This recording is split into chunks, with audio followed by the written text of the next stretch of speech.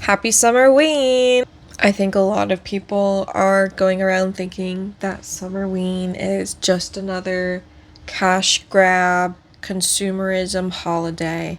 True scholars know that summerween was invented by Gravity Falls in order to cope with the fact that it was a spooky children's TV show that took place only in the summer. I've been reading some spooky things lately in celebration. We're starting out strong with the book Monstrilio by Gerardo, Sámano, Córdova. This is kind of like a magical realism horror.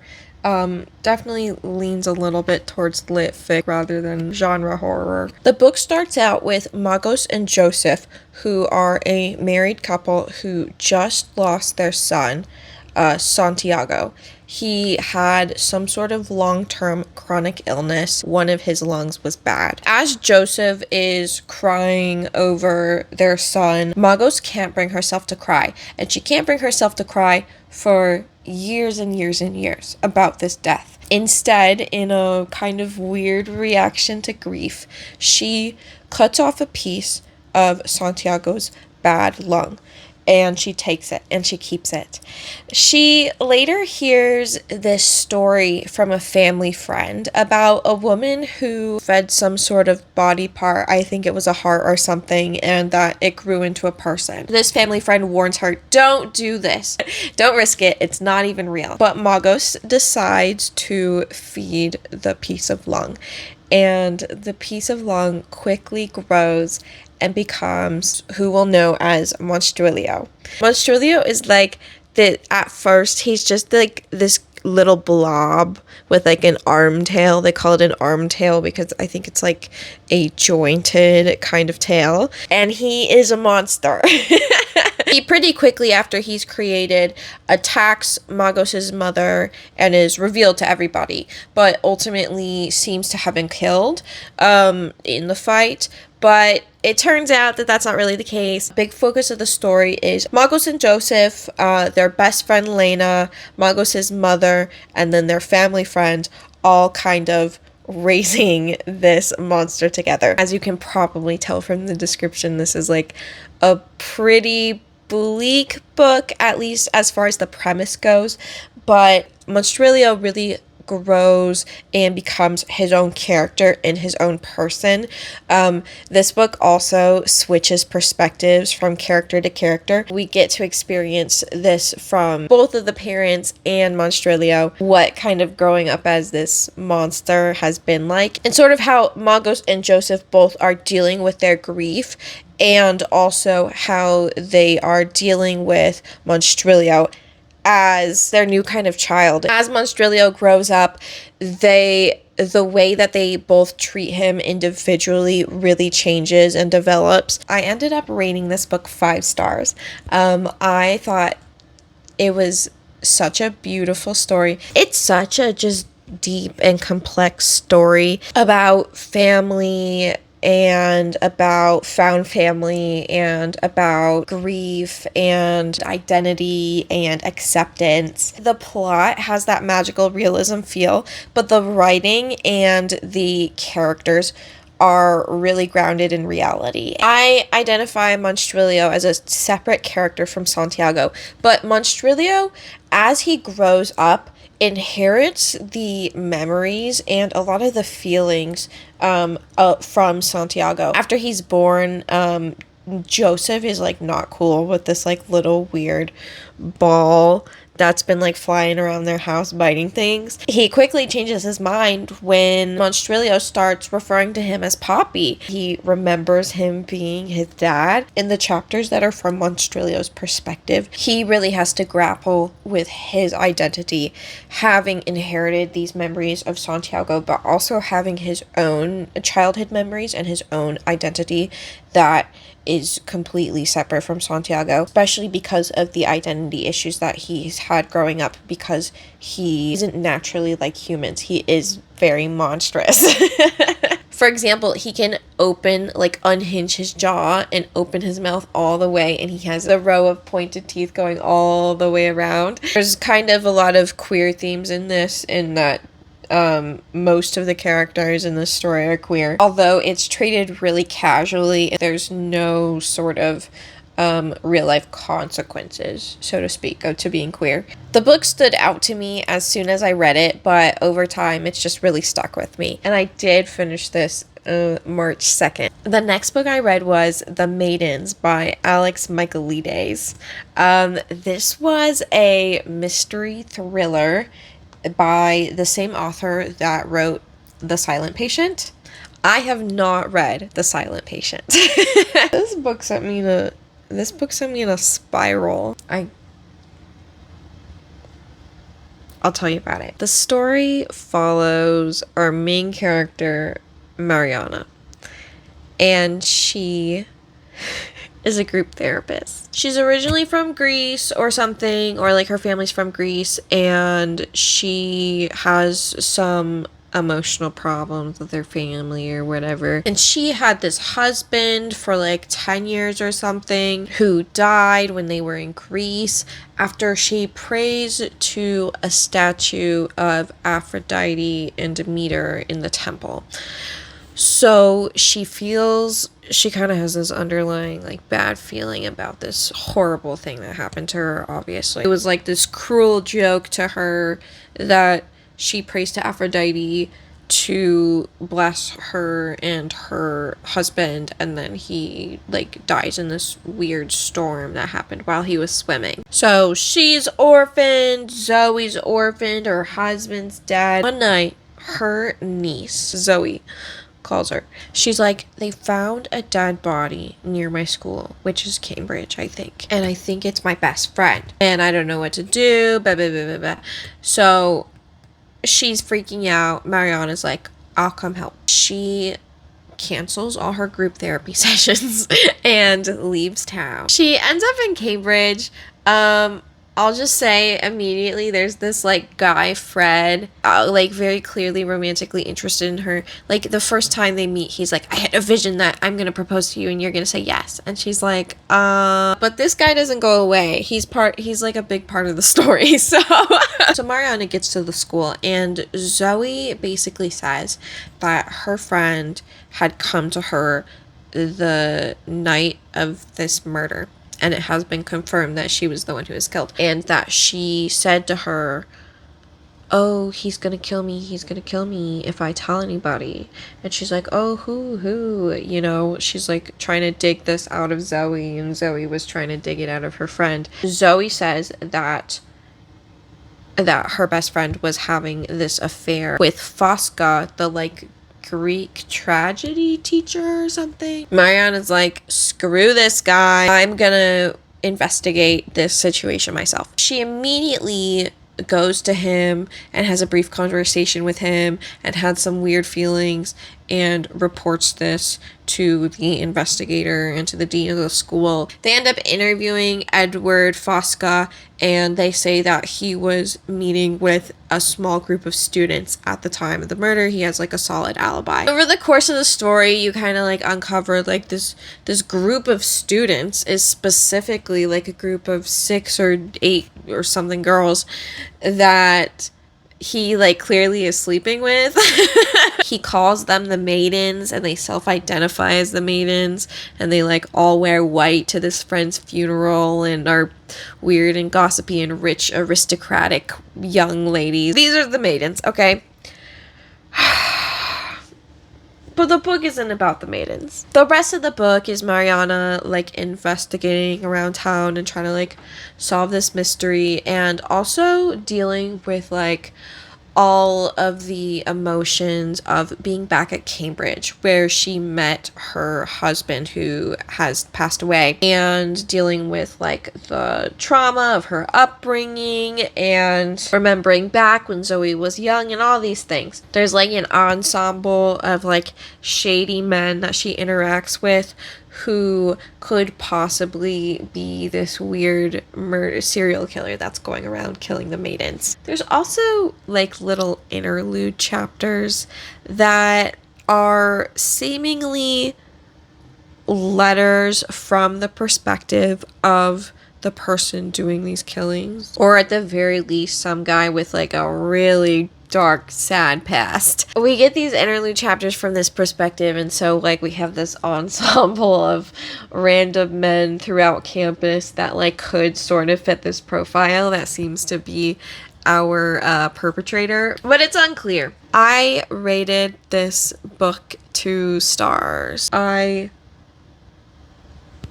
absolutely despised the ending.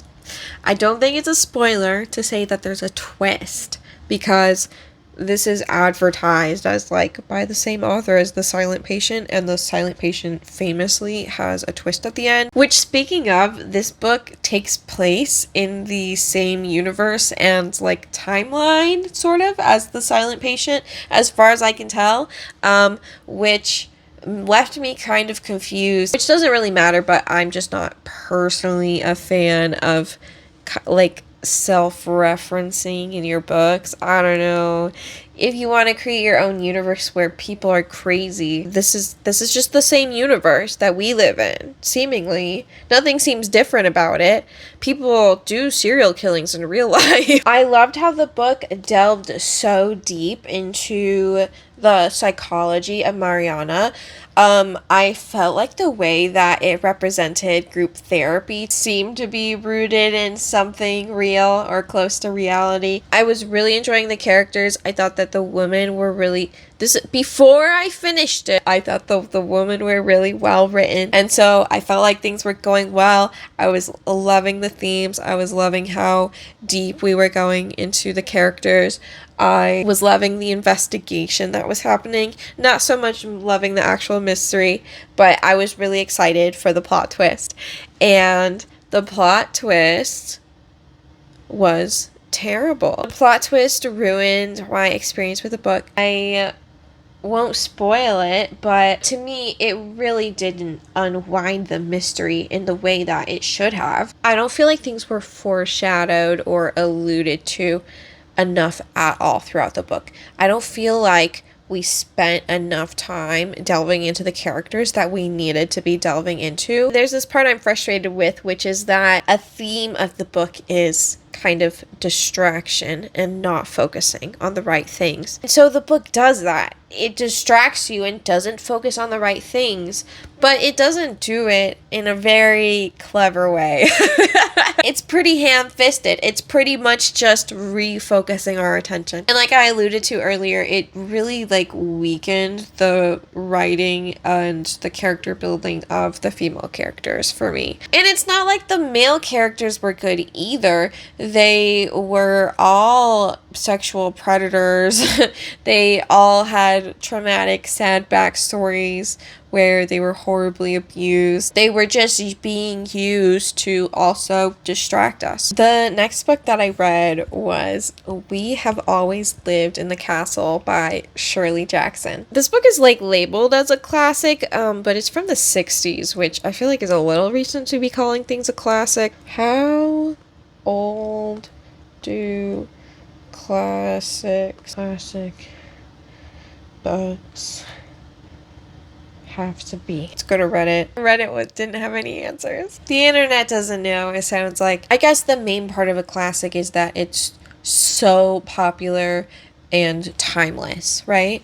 If that's the case, it is a classic for me. I loved this book. So I guess this is a classic literary fiction about this family called the Blackwoods.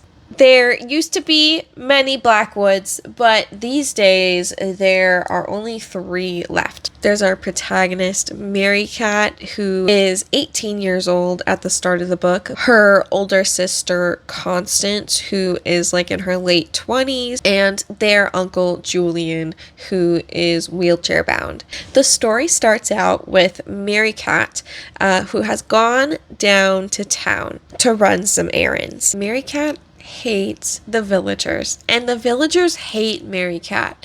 She kind of like walks through town like thinking all smugly about herself, and we don't really see any terrible treatment until she stops at the coffee shop. She kind of tells herself that she's gonna stop at the coffee shop to like make a point and prove she can do it. She sits down to have her cup of coffee, and a couple men come in and start harassing her.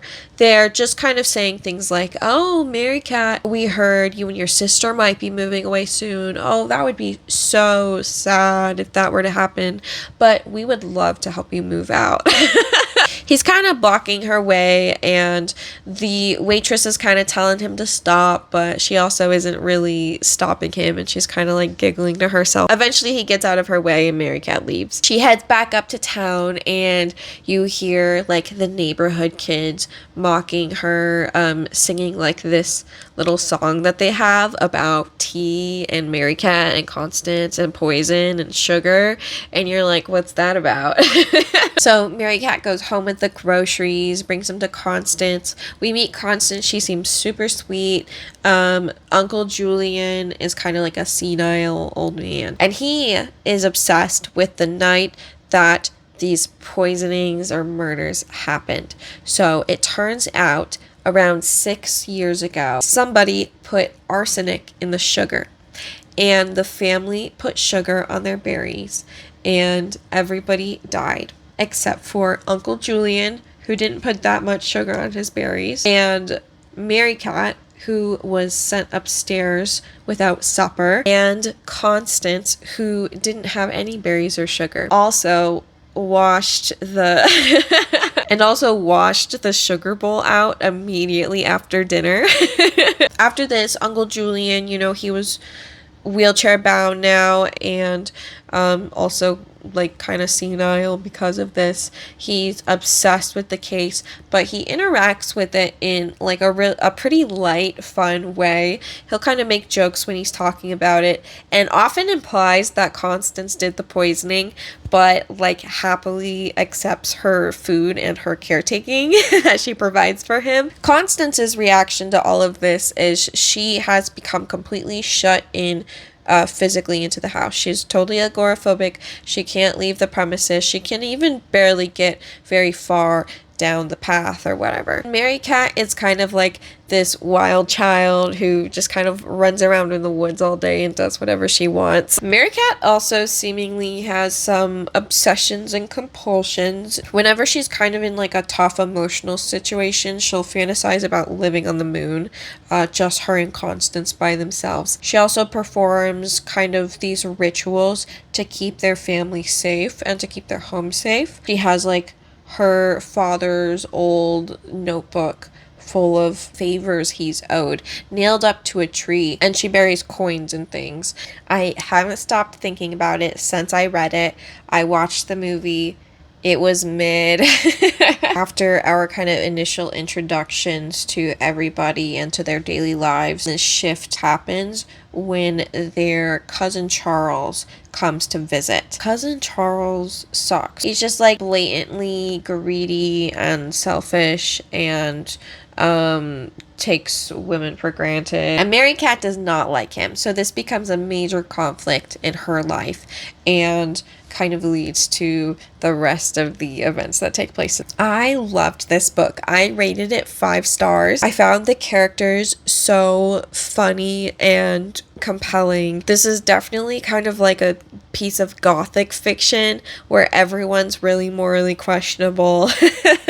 There's a real focus on the like upending of roles, of familial roles and of gender roles, and the kind of role of the aristocrats versus the villagers. They don't live in a literal castle, but they live like in this big mansion up the hill from everybody else, and they think that they're better than everybody else, including our main character, Mary Cat. She still kind of echoes the sentiments of her mother and father before her, hating the villagers and kind of blaming them for everything. I watched a lot of reviews about this book, and nobody else really found the ending as like positive as I did. I found the ending like really beautiful and uplifting and hopeful. It's one of those books that's like exactly as deep as you want it to be. The next book that I read was How to Be Eaten by Maria Adelmann. This is a retelling of classic fairy tales in modern time and is a little bit of a satire. It's very funny. We are introduced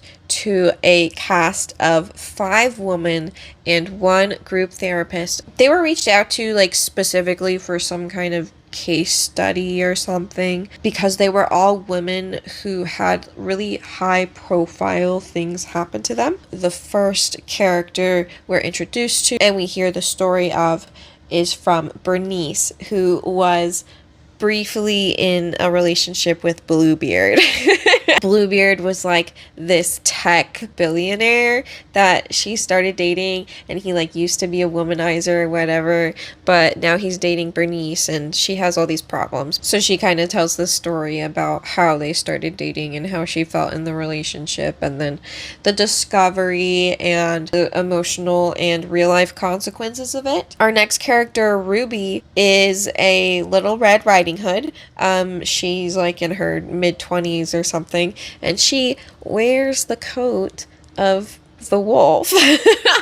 Gretel obviously was trapped in a candy house with her brother Hansel, and was kind of in this situation where he was being overfed to be eaten and she was being starved. Reina is quite a mysterious figure until right near the end of the book, but she's married to this huge reality TV producer. They're kind of an it couple. And then there's a reality TV show contestant, Ashley, who was on the like a bachelorette type of show and won, and is now engaged to this guy. Hers is not like related to any fairy tale story. She's just literally a reality TV star, and she's also there. I really like this book. I rated it 4 stars. I thought it was really funny. I got through it really quickly, and then I looked and I think it was 280 pages. I wanted to hear everybody's stories. They kind of like present them one by one and have these like little interlude conversations where all of the women are giving their 2 cents on the other women's lives and their problems and stuff. I thought each of the stories was unique and gave like a little twist. It's not like a super dark twist to all of these stories. It's just something kind of explores what the results of something like that happening to somebody would do to you, and how that would present in like a contemporary way. The last book that I read was In Nightmares We're Alone by Greg Sisco. This is 3 short stories that like intertwine with each other. Here it is. My parents recommended / lent this to me. This is like a local comedian they've been seeing. This book looks really small, but it's 250 pages, and they're like dense pages. The first story is from the perspective of a little girl named Macy. She's in like 2nd grade. She's got kind of a tumultuous relationship with her mom and her teenage sister, but her mom orders these dolls online, and Macy loves running and like getting the package and then getting to open it with her mom and see the doll. One day they open the package and Macy hates the doll. It has heterochromia, and she's like says that this isn't the issue, but she's also like 8 years old, so it's a big issue for her. She causes all kinds of problems about it. Her mom's like, I'm not getting rid of the doll, get over it. This is a really special doll to me. Macy's like, there's something wrong with the doll, it's evil. And things start getting spooky. The next story is from the perspective of Casey, an adult man. Casey is a con artist. He's like the worst person you've ever met. He has like huge resentments towards his ex-wife. Being with her like ruined his life, and like having a kid ruined his life. His kid is actually in the same class as Macy, and Macy's mom is one of his clients. He is a psychic. You know, he pretends to speak to the dead. He's like, I can really feel what people are needing, and I give them what they need, like it isn't that bad or whatever. He really starts to question his life choices and his sentiment towards the rest of the world and other people when he kind of falls in love with the tree in his backyard, and also tiny little trees start sprouting out of his fingertips very painfully, very gruesomely. He talks about the like fingernails snapping back like a pistachio shell. So this like horrible thing happening to him makes him think he's kind of being punished from the world and starts rethinking his life. The third story is, I think her name is Edna, okay? I don't remember. Edna's been having a rough time. She went to college. She has a doctorate and she's teaching 2nd grade. She's the teacher of Macy and also Casey's son. That's crazy. She's been having a bad time at life. She's teaching 2nd grade even though she has a doctorate. Her husband, Arthur, goes to con artists, goes to psychics to talk about her parents that are dying. Her dad has just passed away, and then her mom starts exhibiting the same symptoms that her dad did, which he kind of went into this dementia state where he was unable to be alone anywhere in the house, but also unable to leave the house. So it just made her life like a living hell, being his caretaker. And then he passes away and her mom starts exhibiting the same things, and life goes on. She like has to try to balance work, and then her husband has to try to balance caretaking. The thing that the mom and the dad are saying is that there's like this omniscient they that's like, oh, they won't let me leave and they'll be mad at me and this and that. They feel like this presence around them all the time, like they're being watched, and that's why they can't be alone, but they also can't leave the house because they think they're gonna die if they leave the house. And it's like even more crazy making for poor Edna, because whenever her friend comes to help caretake, the mom doesn't exhibit any of these symptoms and seems to be in perfectly good health. Like I said, all the stories kind of interconnect, and then there's like a brief part at the end that wraps everything together. I ended up rating this book 3 stars. I like the way that the stories wove together, because I at first kind of felt like some of the characters' actions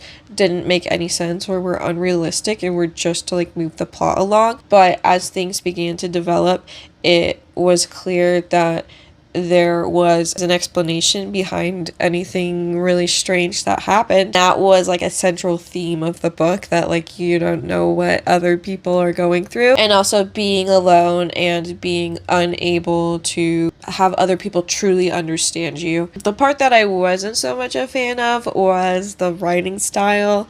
I just found it kind of meandering and like really, really hammered in some points that I was like, I get it. I think that kind of the quicker pace and the style near the end of the book is a little more ambiguous and let you make your own assumptions about things or make your own ideas about things. I think that kind of would have served itself better for the entire book. And those are all my spooky summerween recent reads. This would have been a better batch if the Maidens hadn't ruined everything. Other than that, goodbye!